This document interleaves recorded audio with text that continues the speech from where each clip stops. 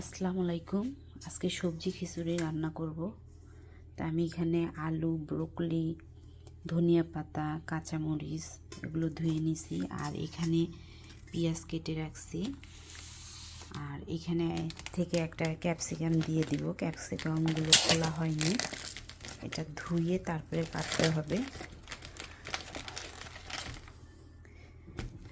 ক্যাপসিকামগুলো অনেক কালারফুল, মানে দেখতে অনেক ভালো লাগতেছে। আর এখানে হচ্ছে চাল ডাল ধুয়ে রাখছি। আসলে আমি সবজি খিচুড়ি কখনোই করিনি, মানে এই ফার্স্ট টাইম কোরিয়াতে সবজি খিচুড়ি রান্না করব। আর বরাবরই দেশে যখন ছিলাম আম্মুই সবজি খিচুড়ি রান্না করে পাঠিয়ে দিত, আর না হলে আমার বাবার বাসায় গিয়ে ওখানে একসাথে সবাই মিলে খাওয়া হতো। তাই তেমন করে আমি সবজি খিচুড়ি রান্না করতে পারি না, তবে চেষ্টা করলে কি না হয়। আজকে আমি সবজি খিচুড়ি রান্না করব।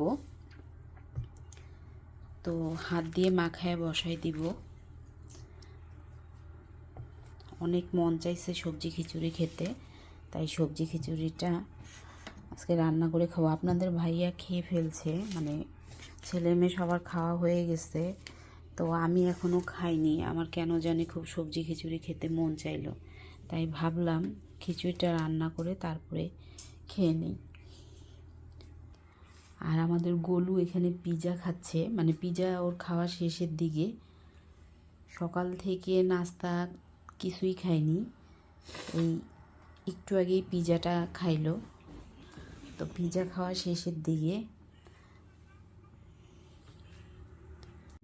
প্রেশার কুকারে সব কিছু দিয়ে দিলাম। এখন আমি হাত দিয়ে ভালো করে মাখাই নিব। আর খিচুড়িটা হচ্ছে আমার ডিম ভাজা দিয়ে খাইতে ভালো লাগে, আর সাথে একটু আচার, আর অন্য কিছু আমার ভালো লাগে না। তাই আমি একটা ডিমও মাখায় রাখছি, এই যে ডিমটা মাখায় রাখছি। তো খিচুড়িটা হয়ে গেলে তারপরে ডিমটা ভাজবো, তারপরে খিচুড়ি দিয়ে ডিম দিয়ে আর হচ্ছে আচার দিয়ে খাবো। আর এখানে কি কি দিছি সেটা তো দেখাইলাম আপনাদেরকে, যে আলু দিছি এইভাবে করে, ক্যাপসিকাম দিছি, ব্রোকলি দিছি। সবজি তেমন একটা ছিল না, তা যা ছিল তাই দিয়েই খিচুড়িটা রান্না করব। খিচুড়িটা মাখানো হয়ে গেছে, এখন আমি বসাই দিব। গ্যাসটা অন করে দেই। খিচুড়িটা এখন ঢেকে দিই। ক্যাপসিকাম কাটলাম, তাই বিচিটা এই পাতাবাহার গাছের সাইডে লাগাই দিই, কারণ বাইরে তো এখন আর লাগানো যাবে না, যেহেতু অনেক ঠান্ডা আর বরফ পড়ে। এই জন্য রুমের মধ্যেই গাছটা লাগাই দিলাম। আর আজকে ভোর থেকে তুষার পড়তিছে, তো রুমে তো কিছু বোঝা যায় না, তো একটু পানি দিয়ে দিতে হবে। আর আমার গাছটা মাশাআল্লাহ এই যে বড় হচ্ছে। তো আমার গাছ অনেক ভালো লাগে।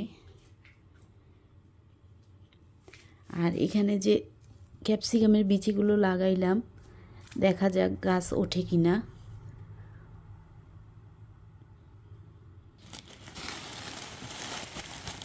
কোরিয়ান মুড়ি, তো ওদের মুড়িগুলো মোটা, আর আমাদের বাংলাদেশের মুড়ি স্বাদ, এখানকার মুড়ি অত স্বাদ নাই।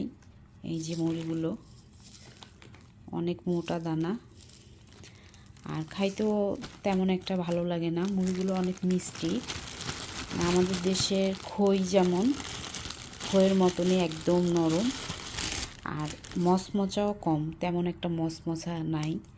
এই যে